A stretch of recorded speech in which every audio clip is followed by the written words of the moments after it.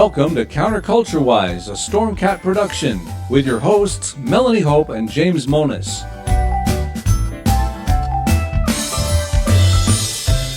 The views expressed on this podcast are those of the hosts, our guests, and the dog, and do not necessarily reflect the views of any of our platforms, our advertisers, or any other dog. As you listen today, please remember, we are so much more than a podcast. All of our stories we discuss are linked in our show notes on counterculturewise.com. Visit there for commentary, guest photos and links, animations, and fun merchandise. If you have a story idea or would like to be a guest on our show, contact us via our website. You can also follow us on Twitter, Gab, Instagram, Facebook, and all over social media where we'll post memes, cat pics, and commentary that gets us booted off on a regular basis. If you're watching our live show, hit like and join the chat. If you're listening dead, well, you can still hit like, share, subscribe, and comment, but please stop voting Democrat.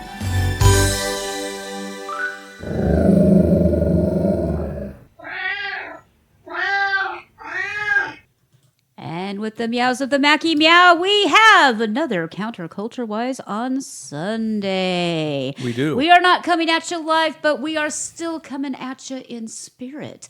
And hopefully those of you tuning in will find us once we get everything in place. We're still working with some technicians to try to get this thing to be like all live and stuff, but nah. We're going to forego that in order to not have it go all wonky, crazy, stupid, dumb, and all that good stuff. So welcome everybody to another Counterculture Wise on Sunday here in the great backwoods of the middle of nowhere.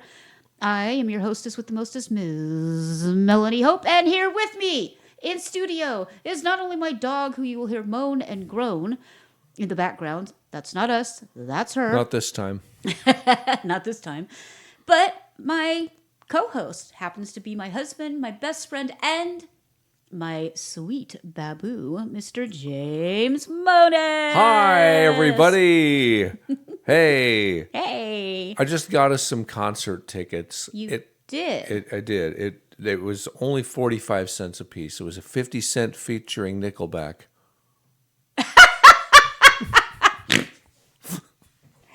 You actually got me on that one. You I got me on that one. Okay. Not bad. Not bad at all. Okay. I like that. That was the, I'm going to give you that one. Okay. Thank you. It's just about worth 45 cents there. It was really good. Okay, well, we got a heck of a show today. It was really funny because as I was compiling videos and articles and stuff throughout the week, I was sensing a trend. And yes. It seems like this entire show has gone It's a trend towards to the man's dogs. best friend, yo. Yeah. So Sadie's thrilled, and she had an amazing day today. She was such a good woggy. So we sang for our church this morning. For the first time, which was a lot of fun. And folks seemed really receptive, so hopefully that's something that we can contribute to the church. Yeah. And then we took her to the park and had a picnic. And she was off leash, behaving like a pro. I'm so proud of her. We had a couple walk by while we were eating lunch in the park and said our dog was well behaved. And I smiled and said, thank you. But inwardly I'm saying, are you talking about the same dog who lives with us? Well, she's a year old. She is getting under better. Her belt. And I was able to do the thing, and when she saw a couple of kids coming over the hill and it was like, kids, I got her to come back. And yeah, I mean, there might have been some treats under the table. There might have been some bribes going on. Some bribes going on. In the form of potatoes and chicken. Yeah. And then she behaved so well that after we did a little bit of shopping, we took her to the dog park. Yep. And she got to meet another lab that just ran. Yeah, they look like twins for a moment there. And she came home, and we had a burn and did some stuff outside and planted our bug zapper, which hopefully is on out there. And she passed out just Oh no, we went to a garage sale where they gave her a free doggy toy because Yeah. she's pretty spoiled. It never really ends. Yeah, so she We really picked up had a good couple day. of knickknacks for ourselves Yeah, too. so but- it's only fitting that the entire show is going to the dogs. But before we go to the dogs, I ran across this article that, for some reason, I didn't bring up, from Bluegrass Today. And you recently saw the movie Deliverance for I the first did. time, I didn't you? never had That's seen. a classic. Yeah, I'd never had seen it before. And I came across this and I thought, well, I think I'll share this because this is really interesting. This is the original Banjo Boy who apparently is going through some hard times, and there is a GoFundMe for him. Let's see if I can make this a little bit bigger here. Drag it over a little bit here. I'm trying to share the screen. I'm learning how to do this, folks. We're getting there. We're getting there. We're getting there. Let's try it this way. See if that helps. Anyway, here's our fundraiser for Billy Redden. That's his name. And apparently, I'm just going to go ahead and read this. Yeah. During the summer of 1972, so that's why I haven't seen Deliverance, because I was barely born, a movie called Deliverance shook things up in the United States. The film itself and its intensely negative portrayal of residents of the Appalachian region of northern Georgia offered a view of mountain folk that colored impressions for decades, but it really made a noise in the music world with its soundtrack, especially the hit it produced in Dueling Banjos. And, you know, it's really funny because when I think of people dueling or standing off, I don't hear wah, wah, wah, wah, wah, wah. I always hear dear, dear, dear, dear, dear, dear, dear, dear. But that is a beloved song, and I know a lot of folks I love that tune when I was a kid. and Loved it. I understand the bluegrass community has probably been tortured by that song. Yeah. It's a catchy tune. Everybody's had to do it. Everybody who ever plays the banjo. Well, Lance Frantich with the Storytellers in Los Angeles, a bluegrass fan, said that the actor who played the banjo kid in Deliverance, Billy Redden, and you can see a picture of him today, who, if he was actually playing the banjo, he was talented. If he was just a kid. He's fallen on hard times and has recently incurred some serious medical bills. So in true bluegrass fashion, Lance has set up a GoFundMe page where people can donate to help get Billy back on his feet. And we will have all of these links on counterculturewise.com.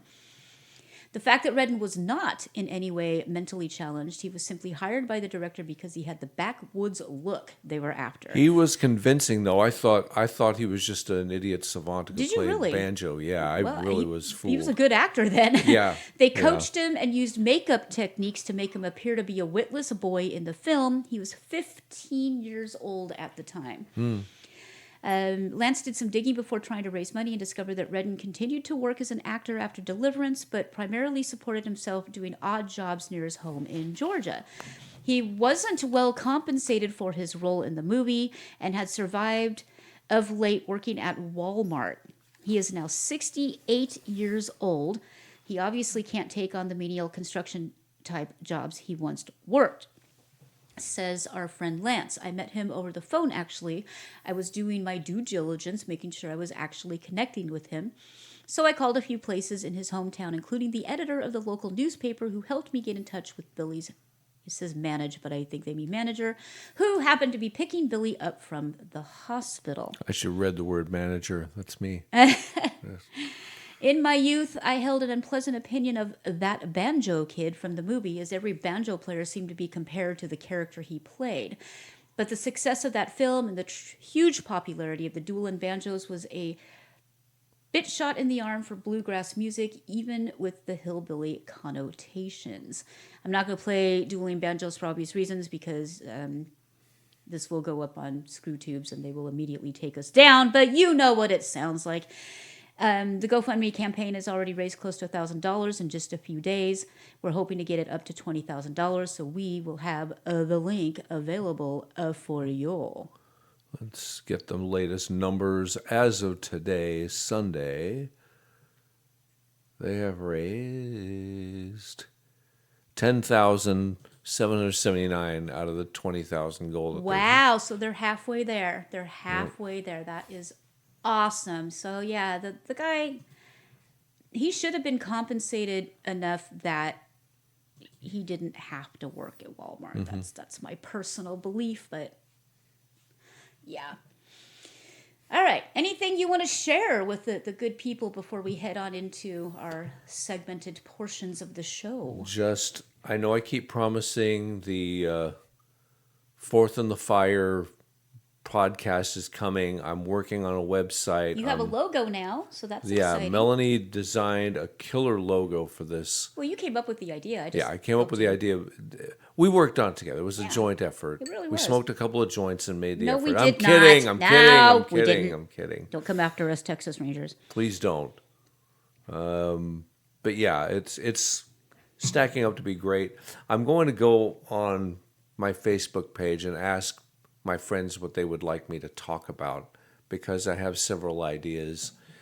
This is primarily going to wind up starting as a podcast, but I am hoping to expand it into an entertainment thing where it's faith-based short films,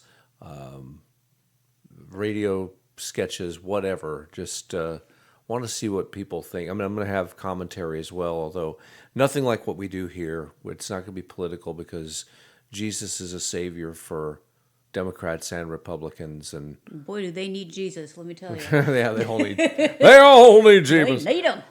So, All right, guys, so head over to Jim's Facebook if you know him, and let's give him something to talk about. How about God, God, God? See if I get DMCA'd for that. well, that song was now totally desexed. So yeah. Anyway, but no, it's a good song. That's a good song. It's a good singer. Yeah, Oh, Bonnie Raitt, she's amazing. she is. She's Got a amazing. Heck of a range. I think she's a little unsung or undersold. She got her biggest success after her longtime label dropped her. She signed up with another label, and they supported her, and she came out swinging. Good for her. Same thing with Tina Turner, basically. Yeah, Yeah. yeah. So, All right, well, a little segment that we started last week, Maybe Jesus, where you might find Jesus or God in like random things that you never really thought about before. And I find myself doing that more and more as I'm not looking for signs, because I don't really believe in the whole signs thing. But I do find myself saying, like last week, Mary had a little lamb. It just kind of came together for me. So I was thinking, as I'm looking at my window, we have the most beautiful butterflies all over our property. They're orange, they are and this yellow. amazing, a lot of them are this, the monarchs are an amazing kind of brownish orange Yeah. color, and they're just gorgeous. Yeah, we've got big ones, little ones, and every now and just then they'll just kind of gorgeous. flutter, by the window and everything. And then I've got the bird feeders out there, so I see the cardinals, and it's just so much color going on right now, and the flowers coming up. And I was thinking about the relationship between the whole concept of butterflies and Jesus. And I did a little poking around on the internet, and apparently that's something that a lot of people have seen. And of course, the easiest one is, they literally die. They actually liquefy in their chrysalis. And then when they emerge, of course, they're a completely different being, which is, Right. what Christ did. He died and then reemerged. But I was thinking of a whole lot of other things in relation to that, more things that I don't know, my brain just starts running sideways. So we were talking about communion. And I mean, we're not Catholic, so we don't believe that, the cracker, or in the case of our church, the tortilla It doesn't turns actually turn into transmogrify. flesh, because ew. No. It's symbolism, and that's Right. something else I'll be talking about later, because I heard something really profound about the story of Abraham and his son that really, really changed my perspective of a story that I've always despised. So I'll probably share that as well. Anyway, I was thinking, well, this is my body broken for you. You think of, well, what do caterpillars serve? I mean, if they make it to be a butterfly, that's a big thing. But caterpillars also serve as food for birds. I mean, that's one of their favorite treats, worms and caterpillars and things like that. And then I thought of the song, His Eye is on the Sparrow. And I know he's going to feed me. I know he's going to watch after me. So he provides those things for the sparrow, which kind of makes us like the sparrow, that he provided Christ to us. Mm-hmm. And not to eat, obviously, but soul food, if you want to call that. And then knowing the ancient Greeks, even before Christ was, a thing, they saw butterflies as actually representing the human soul. Mm-hmm. So it all kind of ties together. And then, of course, butterflies are free, fly away. The ascension. That's literally what Christ did, was he died, was reborn anew, and then flew away. And so that's where I saw Jesus this week. Because I see him all over the place. Well, I mean, he might have popped up in church a little bit too. But I would hope so. Okay, so I'm going to eventually get a stinger for that, and we'll have little segues and all kinds of fun stuff there. Don't have the stinger yet for News of the Weird and Wonderful, but you've heard it before. Meow, meow, woof. And I'm working on all of these, I swear. I just also, work full time, have all the other things going on. But eventually this will all be like cool and neato and professional. It's just going to flow like water, my friends. It'll flow like burgundy. Yeah, okay. There you go. We might run out again. No, it's 9 o'clock. It's too late. By the time we're done with the show, not in Texas, ladies and gentlemen. We're 40 miles away from civilization. It feels that way. All right, so let's head on into News of the Weird and Wonderful. And I ran across this story, which I found interesting, but also a little bit terrifying because there's video, and I'm not sure what this crazy person is doing. I'm just gonna share it with you here. So let's see here. I need this on and that off and this over there. And I'm gonna press this button here. And I'm not gonna turn on the sound because I'm sure there's a song in the background that will get DMCA'd for. So I'm gonna talk over the top of it. This is a 26-foot southern green anaconda. Yeesh. And for some reason, a guy in a dress shirt and his watch underneath swimming with this snake that could literally swallow him whole. There is not enough nope in the world. I'm glad there are people who are willing to do it so we can learn, but I'm not one of them. Not gonna I am not happen. that Jim that Marlon Perkins kept sending out a Wild Kingdom to get to meet the wild boar. I'm just not going to do it. No. Okay, so Nope. Giant anaconda species, thought to be the largest in the world, has been captured deep in the Amazon of Ecuador by a team of scientists from the University of Queensland. The group of scientists, I'm not going to name all the names and this and that, blah, blah, blah, discovered this enormous snake. And they're saying that one female anaconda we encountered measured an astounding 6.3 meters or 20.8 feet long. A 20-foot long snake. Unbelievable. Okay, so congratulations on finding a whole new species. I will not be imbibing in attending anything that has anything to do with those snakes, because seriously, that thing... I like snakes, but... Its head was the size of the dude. Yeah, it's gigantic. So, the key to understanding the discovery is the difference in the geographic range of anaconda species.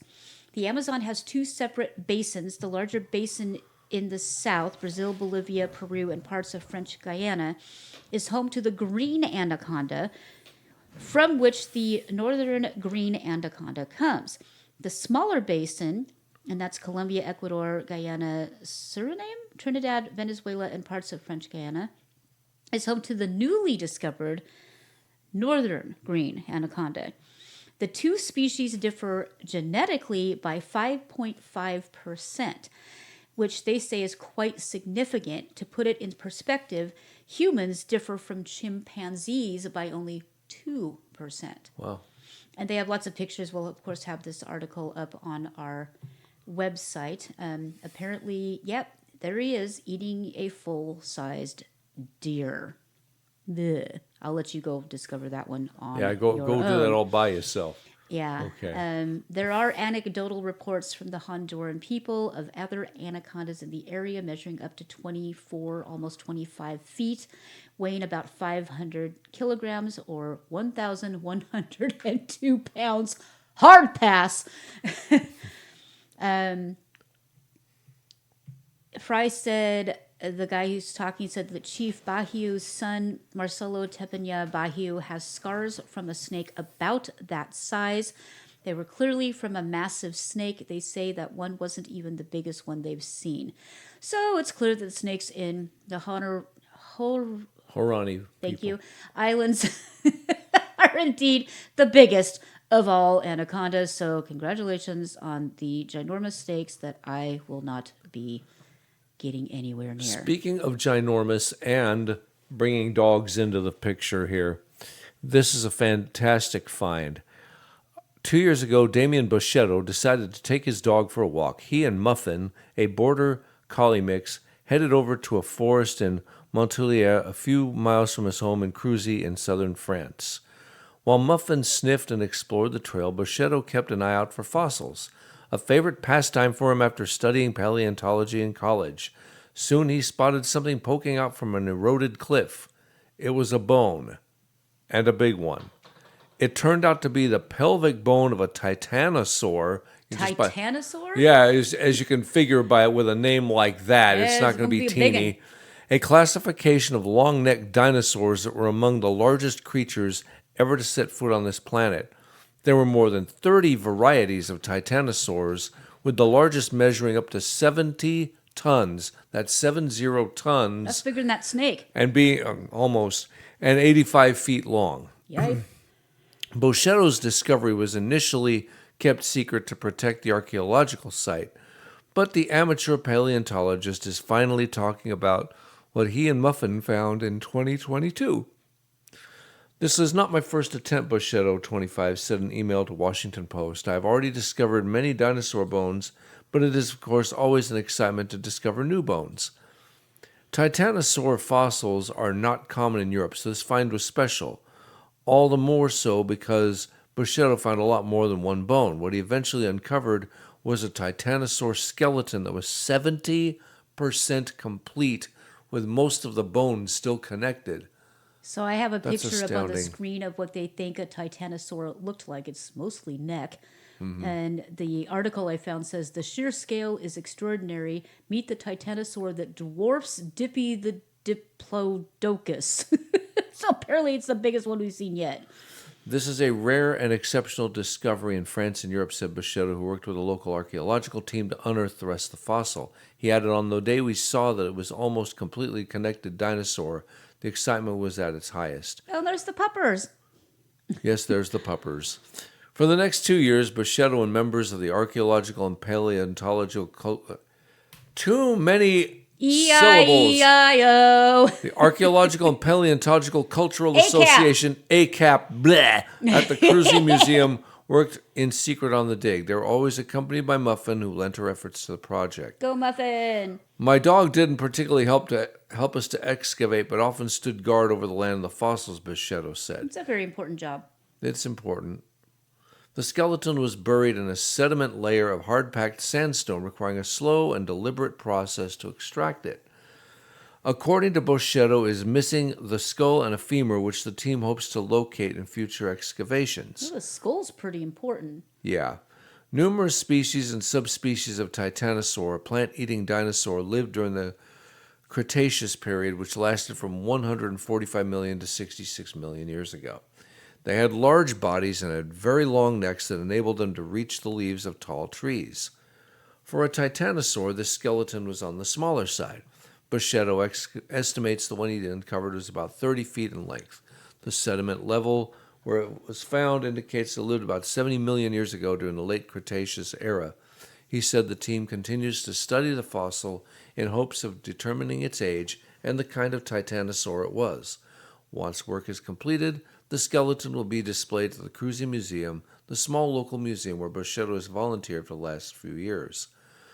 Director Francis Faget wrote in an email that his young protege has made a big impact in a short time with several fossil finds.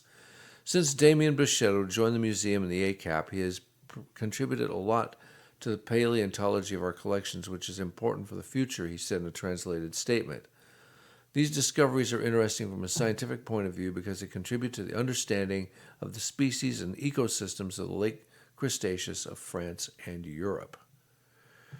Let's see. They're saying that these were the largest animals to ever One of the largest, be yeah. on the Earth. Yeah. Because up until biggest land animal, okay. Yeah. Blue whales still hold the number one spot. So. No doubt. In September, Bitchute left his job in the energy sector with paleontology as his passion. He applied to a college in Paris that has a campus in Cruzy in order to turn his avocation into his vocation. I would like to join the École Patrick de Haute Étude. I don't have any idea if I said that correctly or not. The École Pratique des Hautes Études to obtain a master's degree in paleontology to promote my work, he said. This discovery strengthened my involvement in scientific research and in my resumption of studies in paleontology. No matter what the future holds, Bitchute will continue bringing his 8-year-old furry friend on future fossil-finding expeditions. You keep saying bruschetta, and now I'm hungry. I know, I want some bruschetta, too. I continue to search our sites around Cruzy and study these fauna, with Muffin, of course. He said he accompanies me everywhere. Good puppers, Muffin. Good job. All Muffin. right. Speaking of good puppers, apparently we have a dog influencer that travels the world at luxurious 5-star hotels. Can I be a Canadian influencer $2,500 dog? wardrobe. I don't think even my wardrobe costs that much. A 3-year-old Chihuahua is living the good life as his owner packs his suitcase and takes him across the globe.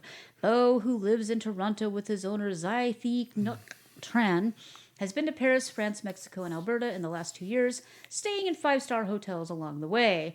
Tran is a 37-year-old finance worker. She said she got Bo during the COVID pandemic, but the pair didn't start traveling together until 2022, because ain't nobody traveling during the COVID pandemic. I never wanted to travel without him because he's my baby boy, she told SWNS. I lost my place. I hate it when I do that. The 6-pound dog's first trip was a 4-hour flight to Lake Louise, Alberta. Since then, the dog and his owner have made it across the pond. In Paris, the duo stayed at the hotel. Aren't there a lot of things you have to do in order to get your pet into different countries? I mean, yes. There's a ton of paperwork involved, as Melanie and I well know. Some place like Australia, there's like a 8-month quarantine. Yeah. I don't know if that's the same anymore, but back then, yeah, because of all things going down. It's like crazy. No, it's always been like that. No. In Paris, the duo stayed at the Hotel Louvre Saint-Honoré and dined at the iconic Café des Fleurs while also making a stop at the Eiffel Tower. Another thing about Bo is that he doesn't travel lightly. Apparently he has a wardrobe. And there's his little wardrobe hanger.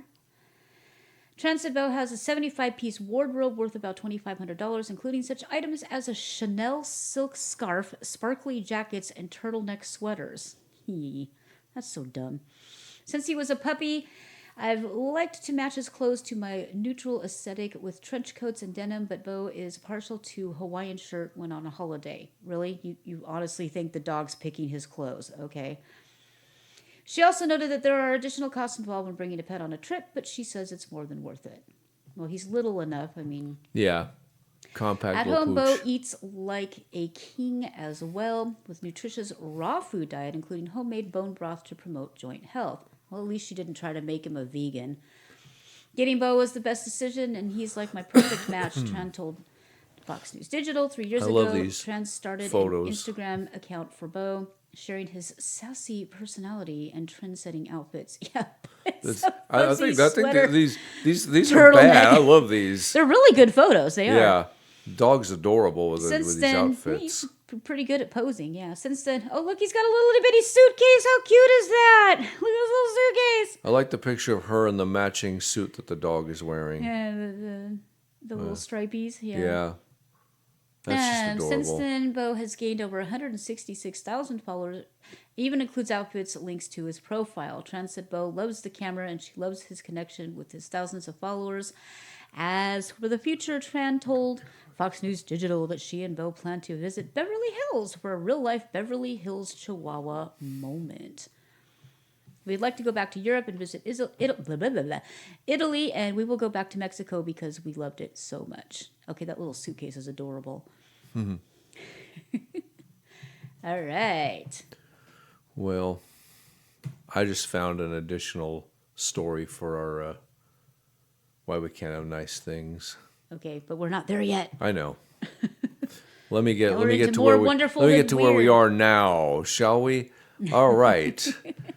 Another great doggy woggy story. Here we go. This one is dedicated to the satyrs, to little Sadie over here. It's totally something she would do, too. Yes, it is. Melissa Fickle was driving to a park near Detroit with her dog Aries when another car hit her from behind as a stoplight turned green. To her shock, Aries got spooked and jumped out of the open rear window. Boing! Just like a certain other dog we know. Just like a certain other dog that jumps into traffic. I was surprised when she jumped out because she'd never done anything like that before. Kind of looks like her, too, said Fickle, recalling the afternoon of February 24. Fickle, who said nobody was injured in the accident, quickly looked around for Aries and was relieved to see her sitting on the side of busy Rochester Road in Clawson, Michigan. As soon as she saw me, she turned and took off, Fickle said. I was in the middle of the road and I couldn't run after her. Fickle called out to Aries, but Aries was also fickle and kept running and was soon out of sight. Fickle pulled over her car and did a quick search around some buildings where she had last caught sight of her 4-year-old pit bull lab mix pup. Then police showed up and she told an officer her dog ran off. I couldn't find her and I had to deal with talking to police and my insurance company, so I decided to take it one step at a time, she said, explaining that the damage to the cars was minor. The officer phoned in a description to a dispatcher so other officers could look for Aries, she said. Then, about 20 minutes after the accident, Fickle received a texting call from Travis Ogden, the owner of Houndstown, Metro Detroit, That's a cute name. doggy daycare that Aries goes to once a week. Ogden gave Fickle some stunning news. Aries was with him at the doggy daycare 1 mile up the road. I started crying, said Fickle, who shared a story with WXYZ. That really is a station, folks. WXYZ. WXYZ. Ogden said a staffer in the front office had noticed the dog pacing and jumping up and down outside the front glass door, and there's a video clip of her doing that. She'd run straight to her safe spot and was trying to attract their attention, Fickle said. Ogden said he let Aries inside, and the pooch ran over to him and licked his face. I loved that dog and knew immediately it was her, he said, noting that Aries has been a regular at Houndstown for about 3 years. She's a really social dog who is always ready to play and have fun with the other pups. There's a picture of her with her. She does look like Sadie. Yeah. He was puzzled to see Aries without Fickle, but when he learned about the accident, it started to make sense, he said. Dogs are really smart and know their routes, said Ogden, who has about 45 dogs at a time at the daycare. They're constantly looking out the window. It's a long story, but that's the basic gist of it. Yeah. Good pupper. So she got spooked and she ran to her safe place. And outstanding. They knew what to do with her from there. And, of course, she was reunited. And it felt so right. Yeah. She does have a little bit of Sadie face to her. Mm-hmm. A lot more white. I pet her a lot, told her she was a good dog. And that night she got a whole taco. A whole taco? A whole taco. Wow, I don't even get those. Yeah, not anymore. All right, this is an interesting one. A runner saw a dog stuck near a 1,000-foot cliff, and it's really scary. But he said leaving her there just wasn't an option, so he actually carried the dog down. Dog's name is Stevie. Sergio Florian was out for an evening run up on a mountain in Oahu's east side when something caught his eye. A white and gray dog curled up near the edge of a 1,000-foot cliff. The dog was in distress. I was shocked to see her because I've never seen a dog up that high. He was training for a marathon as he was up there. And the dog was dehydrated and her face and neck were covered with scratches. Florian immediately realized she was too weak to make it down the steep trail without help. I'm not even going to try to pronounce that. She was in the most treacherous part of the trail, stuck between two cliffs, and it was almost sunset, he said, adding that there are drop-offs in all directions. Oh, he took a picture of the puppers. He called out to the dog and slowly approached her. He knew that he would have to carry her down the half-mile and the most vertical portion of the 4-mile trail. So there she is. I think there's a video, but we're looking at the archive version. Of course, you could follow all the links at counterculture.com. Florian gently scooped up the canine. He estimated the dog weighed about 45 pounds. That's no small pooch to carry. And began working his way down the rocky trail as strong winds swirled around them. She was quivering and scared, and I could feel her warm little underbelly on my skin as I hooked my arm around her, he said, recalling the day. She seemed really tame and loving, but she was really weak, like she'd been up there for a while. Oh, gosh, she looks terrified. Oh, poor little puppers. She does look really skinny. Mm-hmm. How long was she up there? Florian didn't know at the time that the dog's name was Stevie, and she'd been missing for 3 days. That's pretty skinny for 3 days. She must not have much meat on her bones to begin. Oh, apparently the owner had reported her missing after chasing a wild pig. Apparently the feral pig population has skyrocketed in Oahu in recent years. Hours before Florian's hike, another hiker had come across the dog but couldn't get her down by himself, and he posted about it in the Oahu hiking community private Facebook page. So, long story short, doggy and owner were reunited, and owner thanked Neato Man for getting doggy home, and there she is in her yard, getting hydrated and hopefully living a nice long life and not chasing piggies anymore. There you go. And there you go. All righty. An animal shelter employee's lunch order led to an incredibly happy ending for one patient rescue dog. On Saturday, February 10th, Grubhub driver Alan Moncayo delivered lunch to a manager at the Fairfax County Animal Shelter's Lorton, Virginia campus. When he walked in, Moncayo saw a dog in the front window staring right at him. It was love at first sight, Moncayo, 51, He's a handsome boy. That is a handsome doggy. That's a good-looking dog. Sweet kid, too. You can tell she's in love with the puppers. You can see it in her eyes. He looked at me and I looked at him. Because it was the weekend, the single dad has 5-year-old daughter Sabrina with him. My daughter has been asking me for a puppy for the longest time, Moncayo says. She wanted a dog so bad. He asked if he could meet Jihu, the 65-pound black and white pit bull mix he saw in the window. He and his daughter played catch with the dog. It was amazing, Moncayo says. We hit it off with him right from the very beginning. The average length of stay for dogs at the Fairfax County Animal Shelter is 24 days. Jihu had been at the shelter for 240 days since his owners surrendered him. Almost a year. Poor puppers. He was super beloved by our staff, says Rebecca Cavadon, communications manager at the animal shelter. He would go on hikes. He'd go visit different parks. He loved playing with any and all squeaky toys.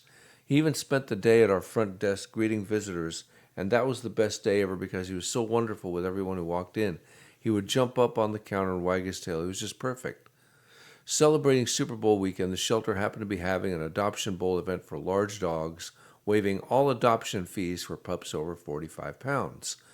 Thanks to the lunch delivery leading to his chance encounter, Jihu was one of 20 dogs adopted over that weekend. That is fantastic.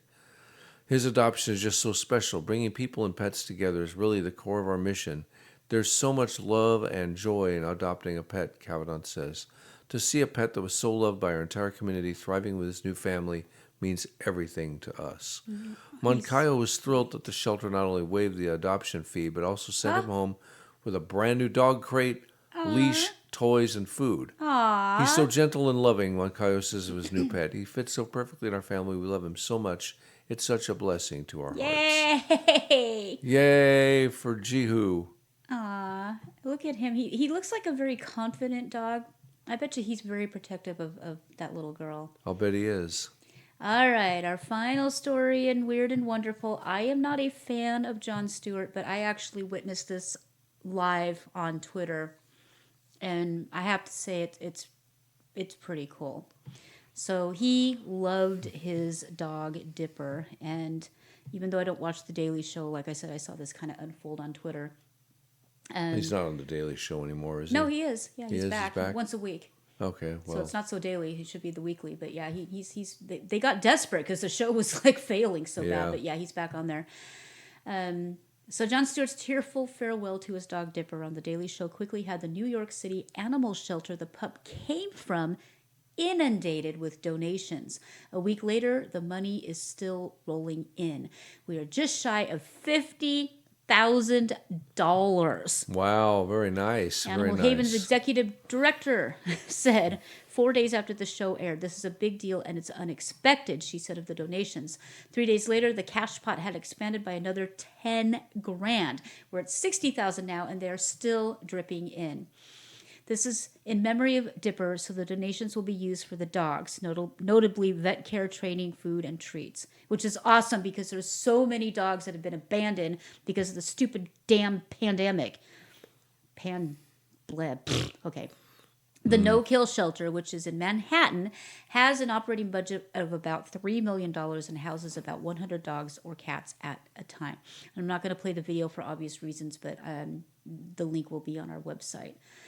The TV segment that moved viewers to send the shelter money had Stewart relaying how Dipper entered his life about 12 years ago because his kids, then 6 and 7, wanted to raise money for the shelter by selling cupcakes they had baked. So here we are with Dipper and his kids at the time. About 12 years ago, this picture was taken. Oh, he's a pretty little brindle. They brought out this 1-ish-year-old brindle pit bull hit by a car in Brooklyn and lost his right leg. Stewart said during the program before breaking down, "They put the dog in my lap and we left that day feeling really good that we'd helped this great organization. And we also left with this 1-ish brindle pit bull that we called Dipper." And as you can see, Dipper only has 3 legs. I had a 3-legged dog once. And the thing about dogs is they're so adaptable. You wouldn't know. Right. I mean, you just wouldn't know. "It was love at first sight, I think, for both of them," said Lacey, who recalled Stewart sitting with the puppy in his lap for the entire event. "Stewart's dog was always swimming and jumping around," he said. "He didn't need 4 legs." I'm glad they got him a vest. So look at him, though. He's just going to jump off that dog like a pro. Or Stewart told his audience last Monday, "In a world of good boys, he was the best." It just makes him more human knowing that he loved his dog. Relaying how Dipper came to work with him each day and even managed to do what the Taliban could not, frighten Malala Yousaf. They went political on me and I wasn't going there. He then showed a video of the women's rights activist and Nobel Prize winner fleeing from a barking Dipper saying, "Oh dear, it's a dog." Okay. Stewart ended his segment by telling viewers, "My wish for you is one day you find that dog, that one dog that is the best." Well, we did. The Stewart family has adopted multiple pets from Animal Haven.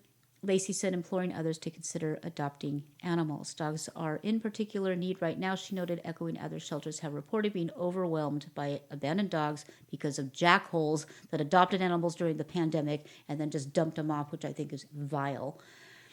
"It's good news for the cats as kittens and cat adoptions are way up," she said. "Adopt, donate, volunteer, don't shop, adopt." Rest in peace, Dipper. It sounds like you... You had a loving daddy.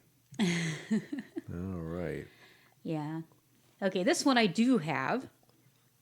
Which one you do have? This one I do have. Oh, that now, one you see, do that's have. why we can't have nice things. That one you do have. That one I do Okay. have. Little by little, I'm getting these built. I'm going to interject this story because one of the world's most famous performers impersonated our commander-in-chief. Madonna scolded a fan who wasn't standing among the cheering crowd during a show Thursday in Los Angeles before realizing they were seated in a wheelchair. I'm sorry, say that again. Madonna scolded a fan who wasn't standing among the cheering crowd during her show Thursday in Los Angeles before realizing they were seated in a wheelchair. Why would you scold a fan? Because she's Madonna, okay? But- The Like a Virgin singer performed at the Kia Forum as part of her celebration tour when she made the embarrassing remark, "What are you doing sitting down over there? What are you doing sitting down?" Madonna asked before walking to the edge of the stage to get a closer listen to the fan. Get a closer listen to the fan. This wasn't well written. That's when the 80s pop icon realized she made the mortifying mistake. "Oh, okay, politically incorrect. Sorry about that," Madonna said after realizing the fan was in a wheelchair. "I'm glad you're here." Oh, politically correct. Sorry. What? The moment ignited outrage across social media after the TikTok video was shared with millions, despite the 65-year-old singer taking accountability for her mistake. "That is a sad apology. What the heck? Refund them their ticket." I've one got the user video. demanded. You want me to play the video? Sure, See if I yeah. can play this. Take this ride with me. What are you doing sitting down over there? What are you doing sitting down?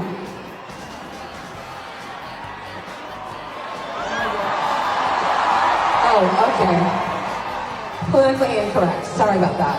I'm glad you're here. Sorry about that. I'm glad you're here. What a piece of work. Oy vey. She did not apologize enough, another claimed. "Ma'am, there are 100 reasons why someone might sit, and all of them are valid," another noted. Well, The yeah. TikTok has been viewed over 2 million, now 2 million and one time since Yeah, being yeah. posted on Saturday. The singer kicked off her stint at the venue on Monday as part of a 5-leg run at the 18,000-seat arena in Inglewood. That's the Forum is legendary in LA. They keep showing these old pictures of her back when she had a face. Madonna had 80 shows on the docket in the start in cities across North America and Europe. The celebration tour has been running since October 2023 and concludes on April 26th in Mexico City. The foolish comment is the latest mishap. And we're not In my drinking, folks. in We're my not even defense, drinking. The way it's spelled, it could be pronounced mishap. So, is the latest mishap true. It does look the like legendary mishap. "Open Your Heart" singer had while on stage during the tour, which will celebrate 4 decades of the That's the singer's song hits. they chose? Of all the songs she did, that's the one they want her to be known for. All right. Yeah. In February, the Queen of Pop fell off stage while performing at the Climate Pledge Arena in Seattle. Oh. A video showed Madonna falling backward in her chair during the show, but she recovered like a champ. The tour almost didn't even happen after a scary medical emergency before it was scheduled to start. Madonna spent several days in the ICU last summer because of a severe bacterial infection, her sex album, anyway, never mind, which forced her to postpone the North American leg. "It's a miracle that I'm alive," she said during a Brooklyn stop at Barclays Center in December, per USA Today. "I feel like I'm one of the lucky ones. Let's take a moment to be grateful." I've got the video of her falling off the chair, too. Oh, jeez. Ay. Whoa! Okay, that wasn't even her fault. It was the guy dragging her.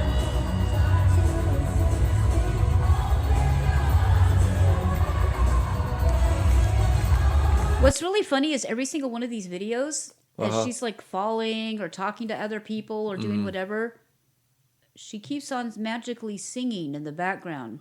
No, they all do that now because it's about the spectacle. They can't hit the notes anymore. Paul Stanley did that with Kiss in the final years of their touring. That's just normal. Why would I want to go to a concert to watch somebody badly lip sync to their old song that I can just listen to on the radio? You don't want to. You're smarter than that. I mean, for the price they of don't one of even those pretend tickets, anymore. for the price of one of those tickets, you could see a great local band at a restaurant or a bar Right. every week.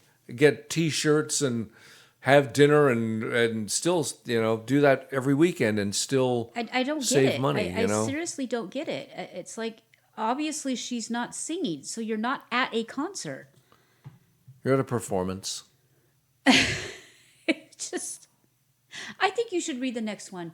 I think you should read the next. You think I should? I think No, you I'm should. kidding. I just. Okay, yeah. Our last dog story about having one's dog chewed on. Let's continue. Of course, it was a Jack Russell. I'm gonna have to send this. I'm gonna have to send this article to my cousin who had a Jack Russell. A man was rushed to. Oh, this is a British. We can say a man was rushed to. Oh, it's New Zealand. Okay. A man was rushed to hospital after authorities initially believed his pet dog, about the size of a Jack Russell Terrier, bit off his penis and ate it. How do you even get? Okay. I don't know. Neighbors of the man, who live in Germany, alerted police after they heard the pet dog's incessant barking coming from his home at 2 a.m. When first responders arrived, they could hear loud groans coming from a man's home. They broke the front door down and found the 66-year-old man writhing in pain alongside his barking dog. He was rushed to hospital with his life in danger after the gruesome incident. German newspaper Bild reported the man's penis has so far not been recovered from the scene.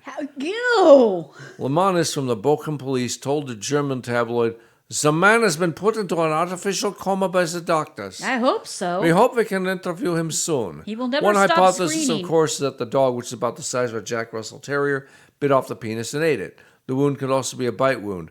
But it's also possible a sex accident or crime. So What? it wasn't necessarily the dog. Absolutely Think it horrific, might have crappy been a- article. What? Police have since said they firmly believe another person was involved in the incident and the dog played no part in the attack. What? The separation of genitals was definitely done by another person, police said. In 2012, in 2012, a 61-year-old Austrian man was attacked by a dog on the loose and had his genitals bitten off. After he was rushed to hospital and underwent a several-hour operation. Okay, so they're They blaming rolled the the dog, singles- but they're pretty sure it wasn't the... They buried the lead! The headline... I hate it when they do that. See, you got to understand, folks. If we took the time to read every single article before we posted for the show, this is all we'd be doing. Real-time reactions, and aren't those fun? Built-in reaction, I'm telling you. Nuts, so to speak. This is why we can't have nice things. Yes, indeedy. Wow. Okay. A U.S. citizen has been arrested attempting to cross back into the United States from Mexico after authorities found an estimated $130,000 of fentanyl hidden in the taxi they were riding in.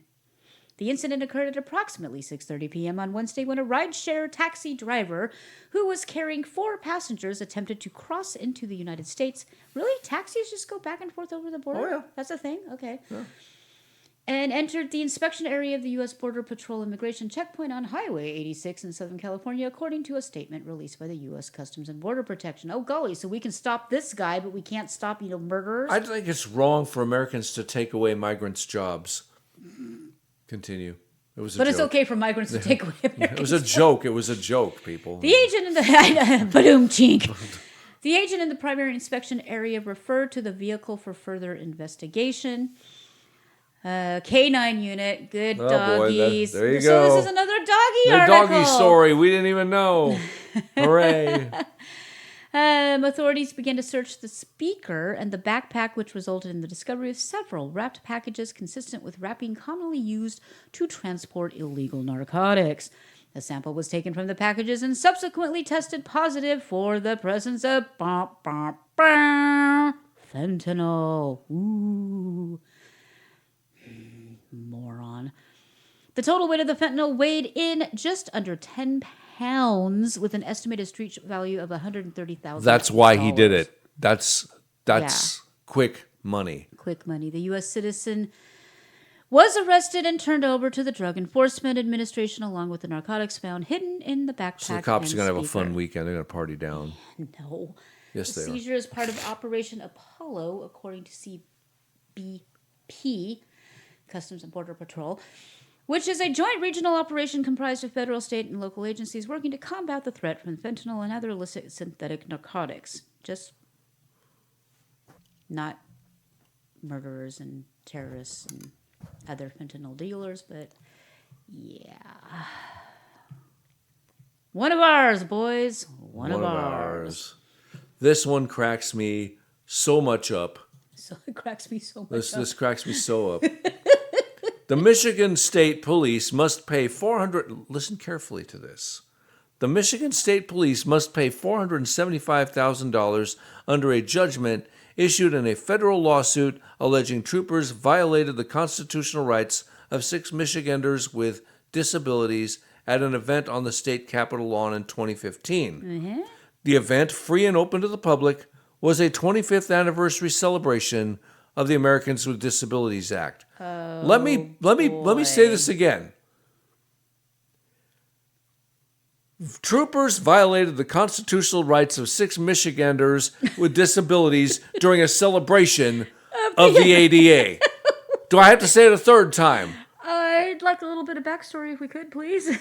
Mount Morris resident Joe Hertz, who is blind, was among several people with disabilities whose entrances were blocked by state troopers when they showed up, intending to distribute leaflets and express concerns about certain disability policies and practices in Michigan. Nonprofit organizations that hosted the event tipped off to police to keep Hertz and the others away, according to the depositions in the case. Why?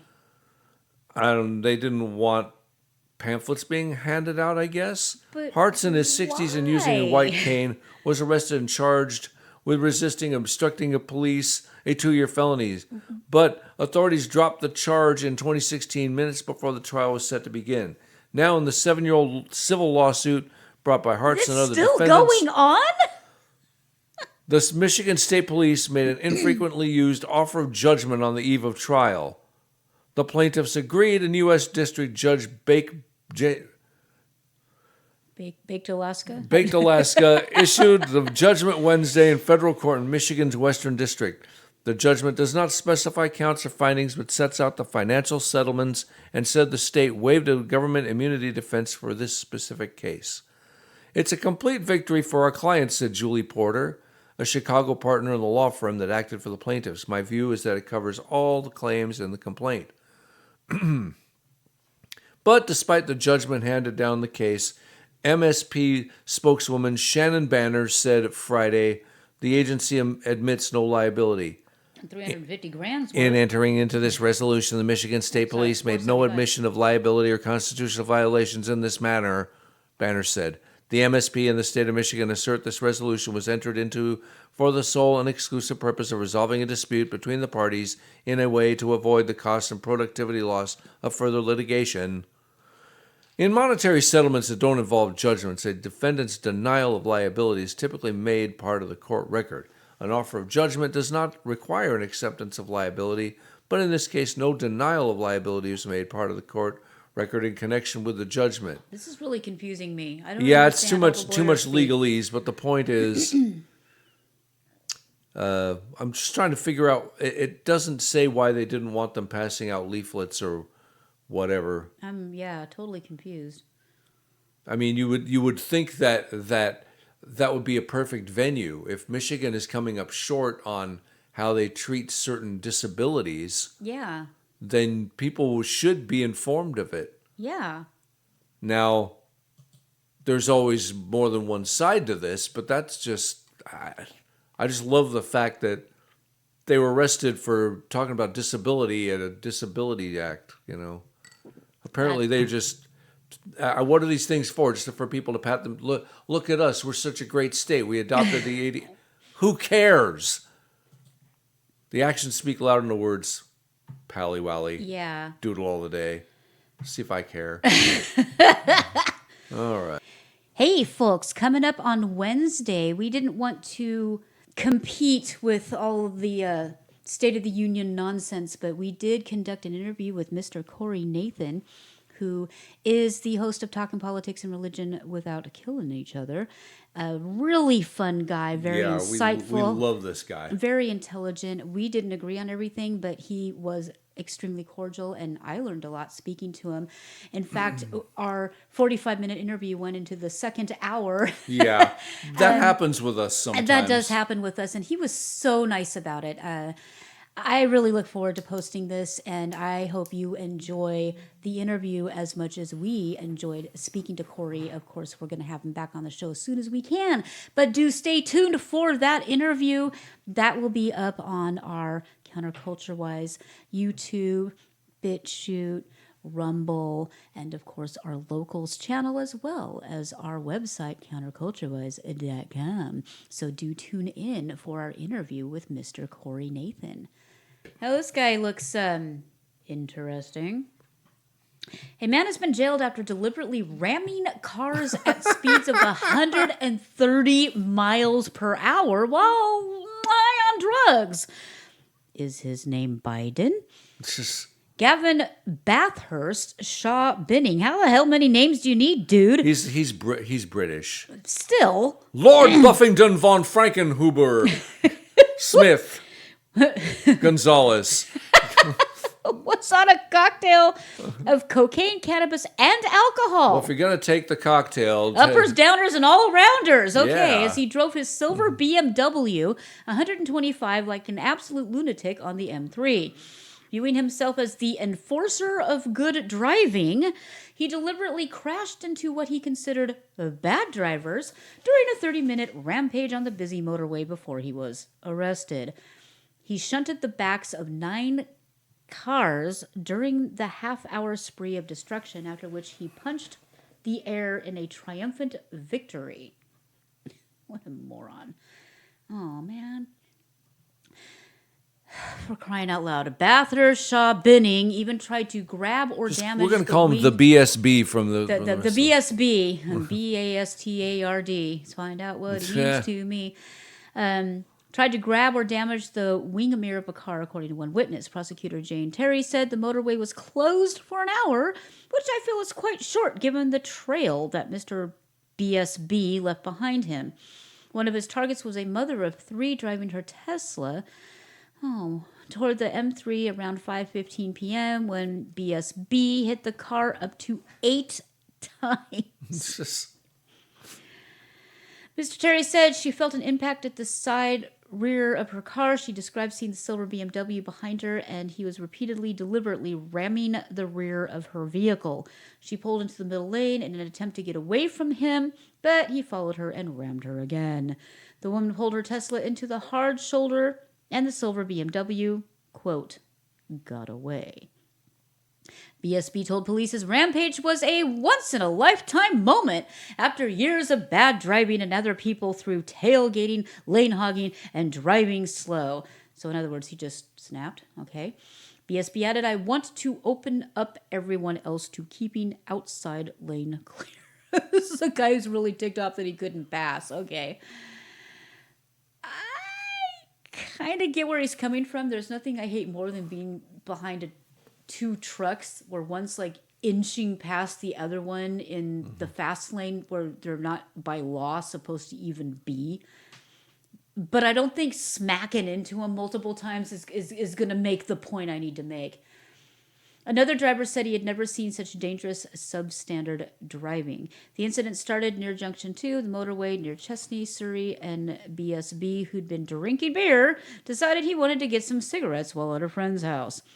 During the rampage, which caused motorway queues of up to 6 miles, BSB was seen tailgating cars, swerving between lanes, and undertaking other vehicles, according to a witness. What is undertaking? Is that where you're tailgating them? I think so. The prosecutor told the court he described the defendant to be driving like an absolute lunatic, and he was shocked that he didn't kill anyone. Thank the dear sweet Lord that this man did not kill anyone. One driver, Lee Toswell, thought he was about to die when BSB crashed into the back of his vehicle, which spun him around to face oncoming traffic. Can you even imagine how horrific? Ms. Terry told the court he ended up on the hard shoulder. He described feeling a sudden pain in his neck and in his head. Witnesses saw BSB shake the air with his fist and jumping up and down and shouting, yeah, while looking at the aftermath of the destruction. I think he's played too many video games. Yeah. One of these witnesses, Abby Baker. He looks like he doesn't get out much. Yeah. He looks like a ripped rugby player. And by ripped, I don't mean good looking. I mean like he went out and got ripped. Yeah. Yeah. He just... Or hockey player. Yeah. Yeah. But if that's his mugshot, he also doesn't look sorry. No. I think he's probably one of those people who will double down and says he did the right thing. No, I think he is. I think that's the whole point of this article. Just like the next person, jumping up probably. and down. Yeah. Oh, no, he did. Apologizing through his lawyer. BSB said, I don't know what happened to me that day, and I don't know why I was so stupid that my remorse did not appear when interviewed. You were not remorseful because you were resourceful because you... I don't know why I wasn't remorseful. Go figure. I should have been remorseful. I guess I should have been. Silly me. My bad. Good Lord. Oh my goodness. His lawyer said that BSB takes full responsibility for his actions. His lawyer told the court, ramming like a maniac on that road on the 16th of June, that busy time. I don't know what was going through his mind. I don't think he knew what was going through his mind. I know what's going through his mind: cocaine and alcohol and marijuana.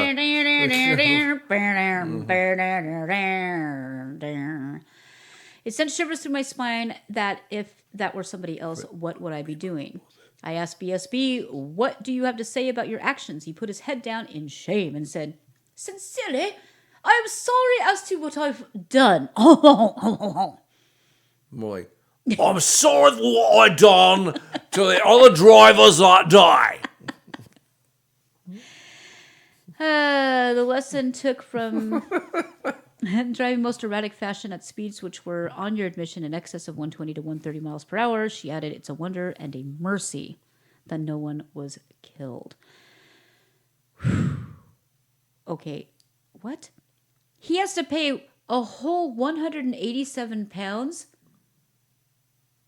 Trump has to pay like a bajillion dollars for a completely because victimless we're living in the crime. good old USA, And he's out there smashing into in the people and US only of has to pay K, 120. and Orange Man bad. Okay, Oy vey. so I want to. Well, by the way, thank you for any of you who have ignored the woke Oscars. Oh, that's right. It's the Oscars It's tonight. Oscars tonight. I totally forgot about Yeah, that. a lot of people have.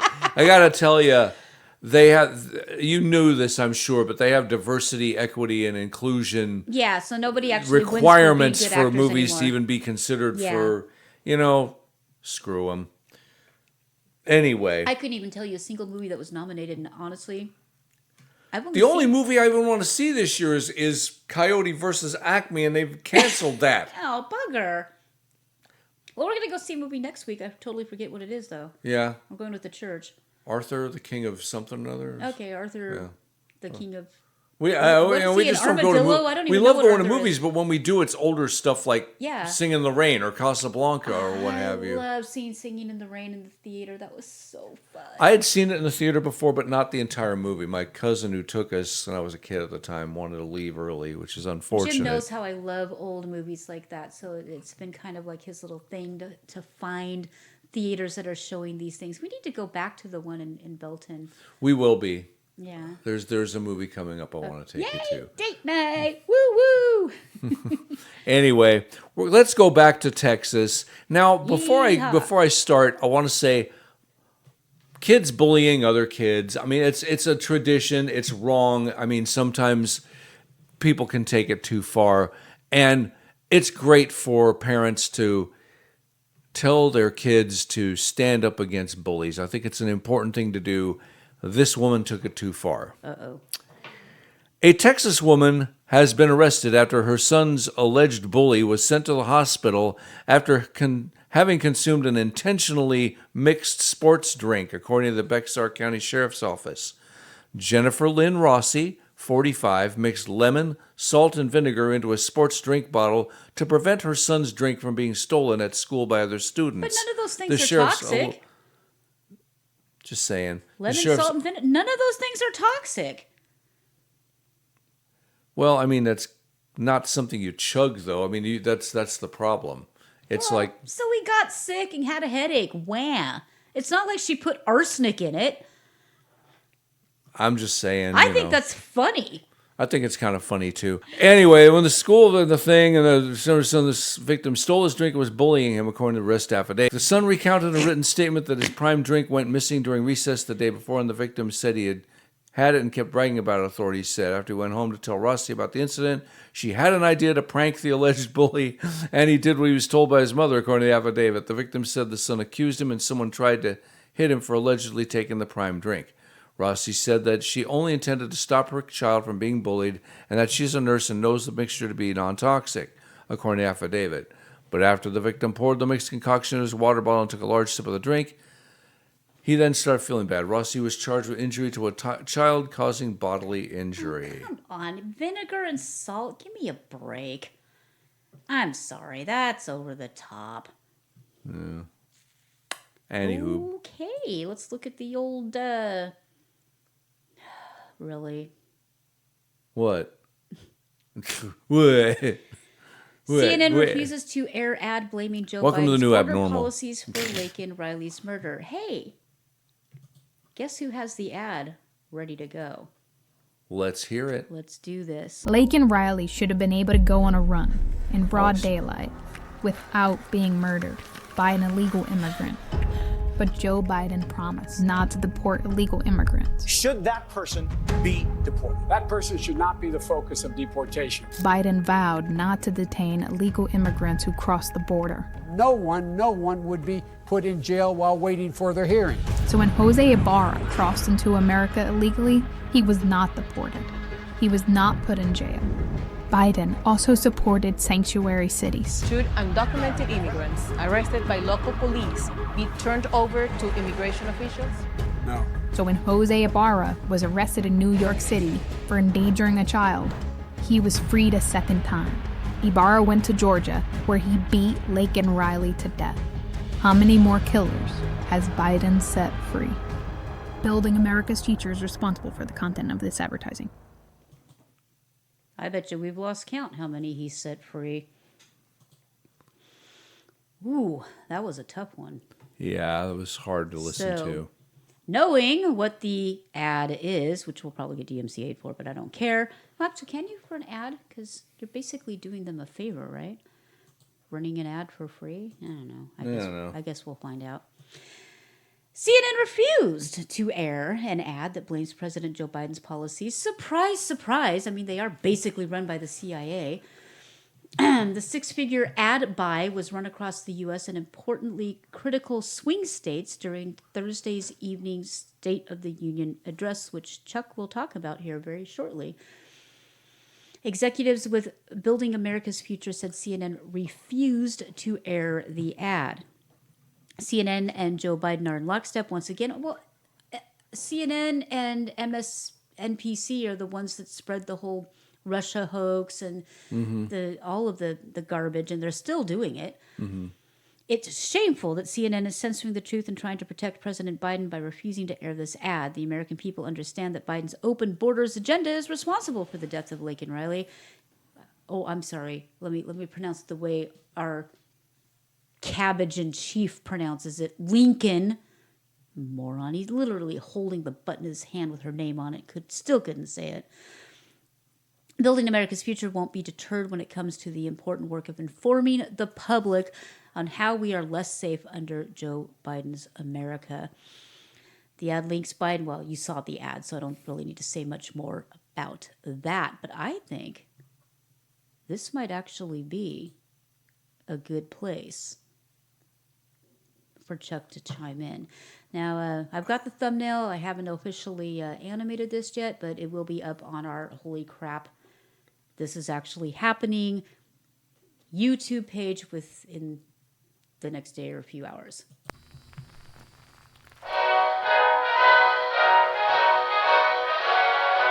And now, CCW News presents a Holy Crap Special Report. Get Off My Lawn Edition, March 10th, 2024. I'm Chuck U. Farley. The big news this week is the absolute train wreck that was the now thricely self-plagiarized repeat of the State of the Union address.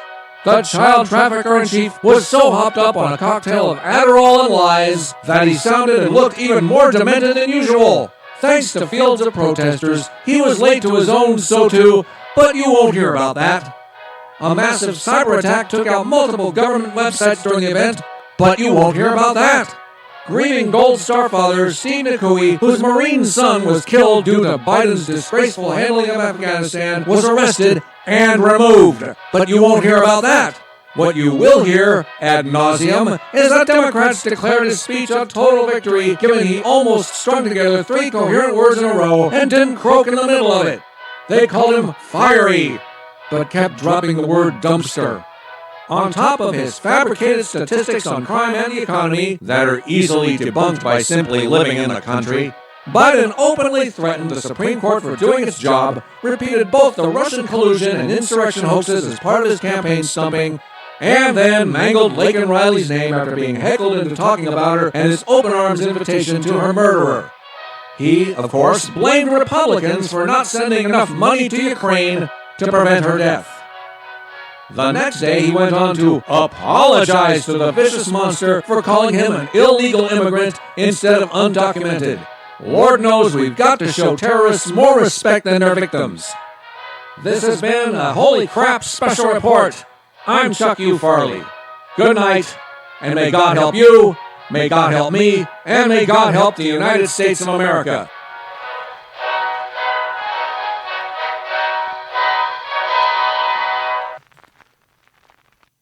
Thank you for using the United States Marine Corps Band version of that song. I felt it was fitting. Yeah. Yeah. You have higher regard for the Marines than Well, Mr. You know who does. Mr. Watch Checker does. Yeah. Yeah. Well, he can't undo that. It's just, I don't think he Well, would like anyway. like the parents said, it was every single one. It wasn't just the couple that you saw in film. Mm-hmm. He did that. He would salute him, check his watch. Salute him, check his watch. Every stinking one. And I'm not even going to say I'm sorry. That was an absolute disgrace. What just a disgrace. Hey, Hey, you know, since we're doing hey, dog stories, this one starts off bad. it starts off bad, but the only reason I put it in here is because it does have a happy ending. And should we sing the Florida Man? Ever had a day you felt so stupid, lacking a brain? Well, here's a guy who'll make you feel like a genius and maybe even sane. All the world loves to laugh at losers as often as they can. Here comes another chance to chuckle. Here comes the Florida Man. Drop everything! I see what you did there. You dropped it first and then said drop everything. Hit like, hit share, hit subscribe. Tell everybody about us. We're gonna get better, I promise. If you are... I think a lot of this has to do with Rumble Studio, which I think is a fantastic idea. We just need to get it to play nice with OBS, and soon, someday, we'll have all these things set up, and it'll be all official, and we'll look cool and neato like Timcast or any of those neato guys out there that know what the heck they're doing. That's what we're going for. We're just a couple of old Luddites working our way through this. You're lucky you're not getting typewriters and VHS at this point, but we're working on it. We're trying. Off you go. Off I go. Oh, yes, off you I go. go. Off I go. And away we So, go. like we were saying, this is I only put this in here A because it's a dog story, and B, even though it starts off horrific, it ends well. A Deltona man, who else, is behind bars after deputies say he beat his dog with a And chain. I will not be playing the video. No, definitely not. And fought bystanders who tried to stop him, and it was all caught on camera. Raymond Prush was at Circle K on Elkham Boulevard and Lake Helen Osteen Road on Thursday afternoon when he says he witnessed the man hitting the dog in the face. I don't understand why somebody would do that. It's just heartbreaking, he said. He decided to step in. And in public, it's like, did you not know that people are going to see you doing this to your poor animal? Yeah. Anyway, he decided to step in and stop the man identified by the Volusia Sheriff's Office as 31-year-old Jose Rivera from hurting the dog any further. Video taken by witnesses shows Prush confronting Rivera as he continues to whip the dog with a chain. I could never see myself doing that to my best friend who's there to protect me and my family, Prush said. Right, Sadie? Woof. Yeah. That's when he says, and the video proves other bystanders are trying to shield the dog from Rivera, but the mayhem didn't stop there. I wasn't going to let anybody get hurt, so I put myself in between. He hit me in the face on this side, I guess, to try and knock The me guy down. hit That's when I yoked him up to get him to stop being violent, Prush said. Good. According to VSO, a total of 9 bystanders tried to get Rivera under control before deputies arrived. At least 4 of them, including Prush, were hurt. Court records show Rivera has a He history must have been of... hopped up on something if he's smacking around that many people. Court records show Rivera has a history of violence, including several convictions for battery and domestic violence. www.what? You don't say.com. Percia's still trying to comprehend how someone could hurt their own pet. We Yeah. treat them as children. They live with us. They eat with us. They sleep with us. They're amazing things, and nobody deserves, nor any animal deserves, to get hit like that in the face, especially with a metal chain, he said. I don't understand how somebody could do that to something that's so special. Me either. I don't get it. Rivera is facing multiple charges. A Good. judge set Rivera's bond at $51,000. It's not enough. As for the dog's condition, deputies say it's suffered cuts and other injuries and now is in the care of someone else. God, I would hope I hope so. they never return it to this jerk. I specifically picked one that did not have pictures or videos, but they are out there. I'm just not interested. No. Okay, so let's see if this one accidentally has a dog in it later, because everything's had a dog in it, even by accident. Okay. Melbourne, Florida. A Melbourne man who pretended he was involved in the drug cartel allegedly extorted his wife. I never thought of doing that. What? $81,000 in support of his drug habit. How do you extort your own wife? Eric Paul Johnson. Oh, you get 3 names too, do you, buddy? Okay. Only 29? He's just a baby. Was reported missing by his wife in December 2023 after he was allegedly being held for ransom by the Mexican cartel. Which one? Narrow it down for me. There might be more than one. You might think, oh, well, whatever. No, the Mexican cartel. Yeah, capitalized. So they're the official one. The woman said she returned home from work and received multiple messages from an unknown phone number demanding various sums of money. Deputy said. Johnson reportedly led the woman to believe they were being blackmailed, claiming that's not blackmail, that's extortion. Claiming a man named Troy was stepping in to help them. The messages stated that Johnson would be hurt or would not come home if his wife did not send the money to Johnson's Cash App, because that's where the Mexican cartel gets their money. Here's a message. I'm running from whoever your husband sent after me in our business. It's only a matter of time before they catch me. $500 now for my family, or again, things will happen. $500 now, or buenas noches. Better send $500 now, or he won't make it to the wedding. This wasn't the first time Johnson allegedly disappeared for ransom. Why? Who would want to ransom this guy? Nobody wants to ransom you. Nobody wants to ransom you, dude. 2 months before the reported kidnapping, Johnson began frequently disappearing because of the money he allegedly owed to the cartel. As soon as she paid the ransom, Johnson would return home shortly after with like new bowling shoes and maybe a motorcycle or something. Oh, we should talk about the motorcycle we saw today. Yeah, it's nice. Johnson was also in possession of his wife's car when he was reported missing that day. His wife said she believed he returned to her house on the day of the kidnapping because she saw the outfit she had previously seen him wearing in their bedroom. An affidavit shows. Don't tell me it was a Hooters t-shirt. Probably. The day after Johnson went missing, officers located him after he was captured on camera driving on the US 192 in Melbourne. During the interview, Johnson said he was the one who sent the text messages, surprise, surprise, from an unknown number to his wife, alleging he was kidnapped because he had a cocaine problem. Of course he did. Johnson said he had never sold drugs before, and he was just a personal user. It's your wife, dude. Seriously. A search of Johnson's phone revealed that he went to visit a woman he was sexting when he was reported missing from his wife. When the couple met in May 2020, Johnson disclosed that he used cocaine and marijuana and also worked for the drug cartel. Okay, but the drug cartel doesn't deal in cocaine and marijuana. They deal in fentanyl. Everybody knows that. And children, like our president, who deals in children. Okay, so he said he was running a large quantity of cocaine, which was ultimately intercepted and resulted in a loss of $60,000.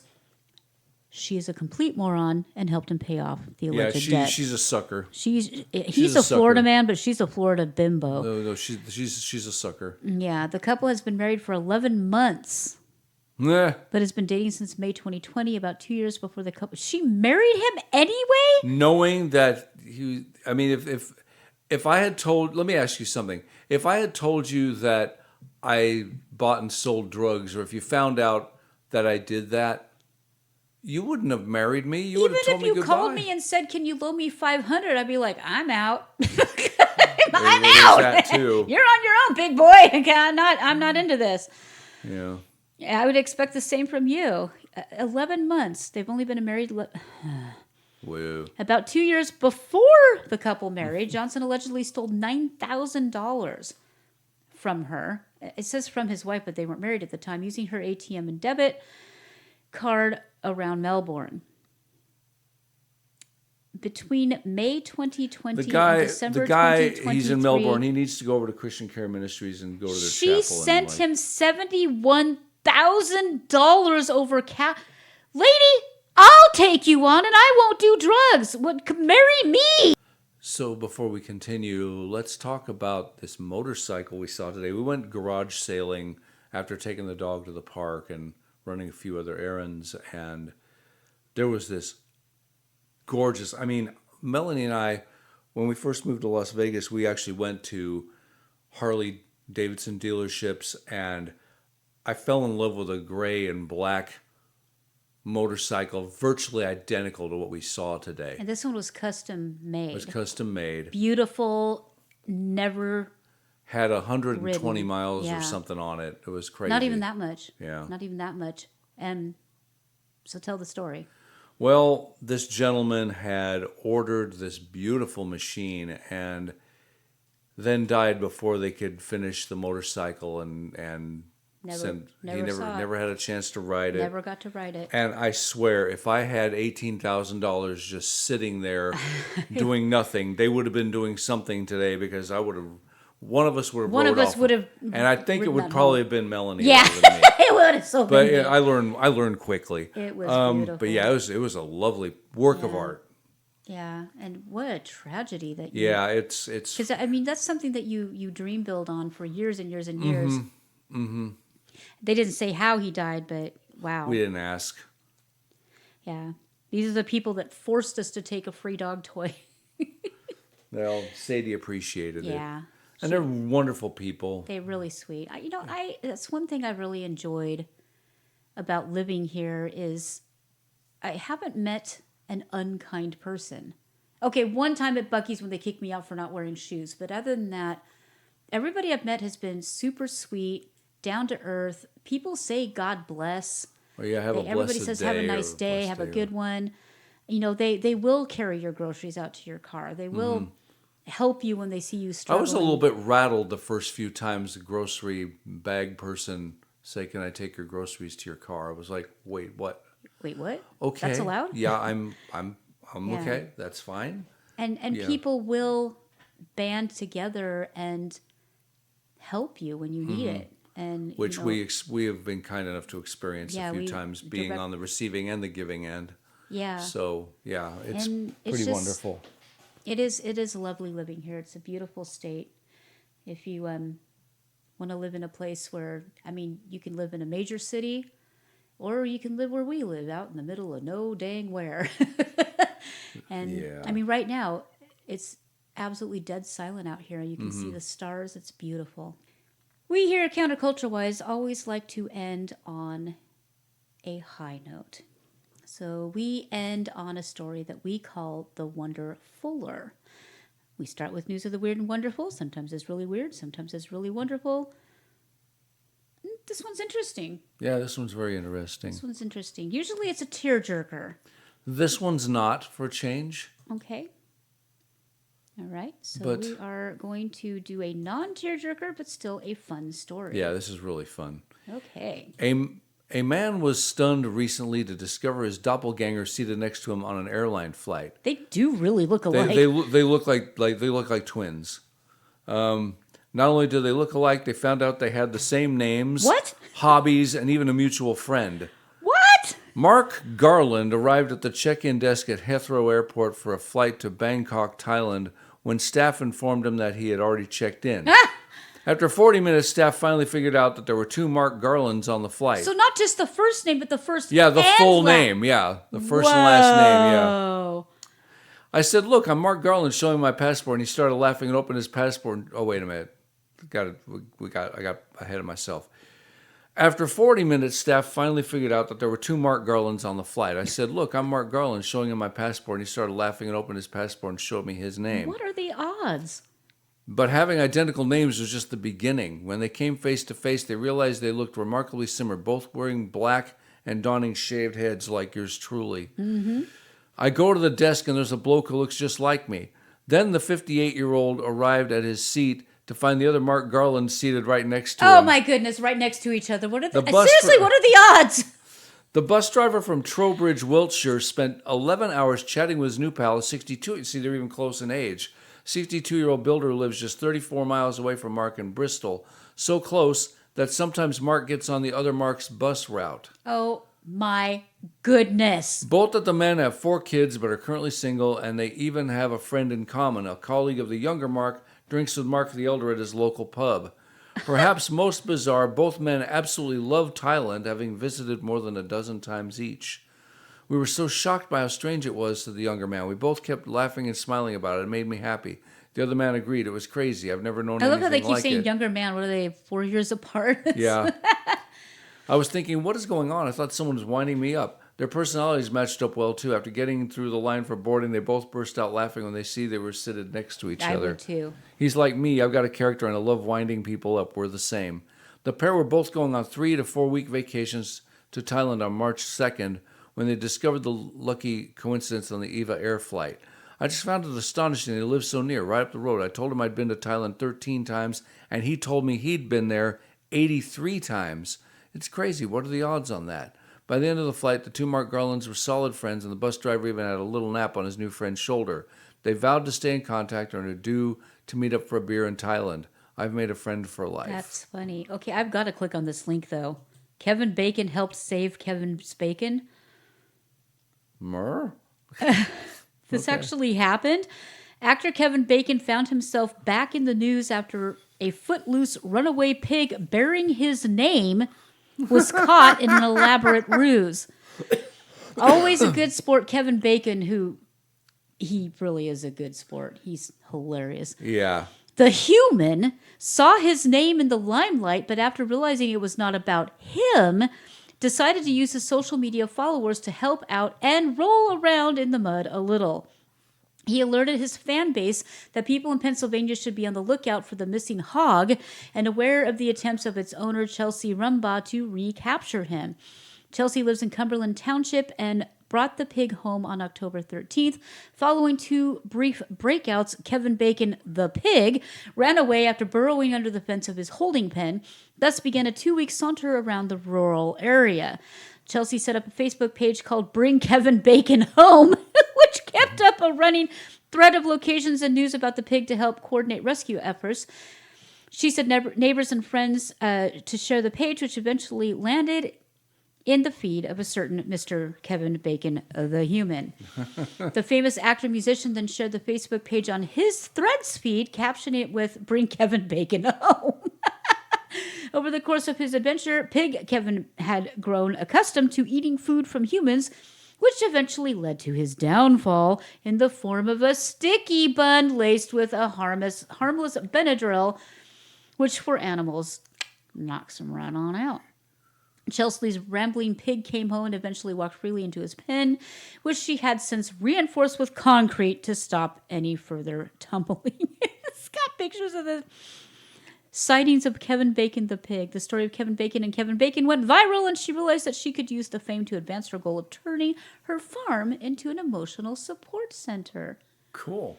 Right up his alley. We have plans for our property being open to the public farm and offer services for children and adults who struggle with PTSD, anxiety, and depression. And Kevin is going to be here for all of that, too.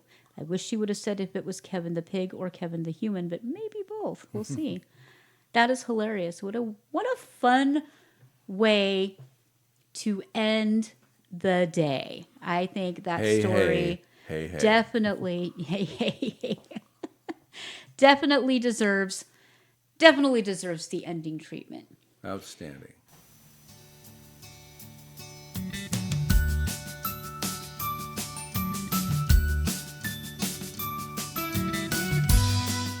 Counterculture Wise is a Stormcat production. Thank you you for joining our growing family of listeners. All links from the show are available on our website, counterculturewise.com. Find our archives on any of your favorite podcast hosts. We engage in satire, commentary, and generally laugh at the ridiculousness of our crumbling society. Our only medical or financial advice is to not follow any financial or medical advice given by podcasters. Our animations, interviews, holy crap segment, and other videos are put out on Bitchute and Rumble, and only in part on YouTube because they hate free speech. Our show is entirely funded by listeners like you. Visit our ever-expanding merch store or our Subscribe Star, where you can get outtakes, extra videos, and sneak peeks. If you would like to be a guest on our program, feel free to contact us via our website. Just click on the link at the top that says, Be a Guest on Our Show. For more fun and cat pics, please visit our Facebook, Twitter, or Instagram. For complaints about our show, please fill out the ID10T form on our website, and we will give it the attention it deserves. Meanwhile, no matter how cruel the world may be around you, always remember the importance of kindness. Be kind to each other, be kind to animals, and be kind to yourself. See you next week.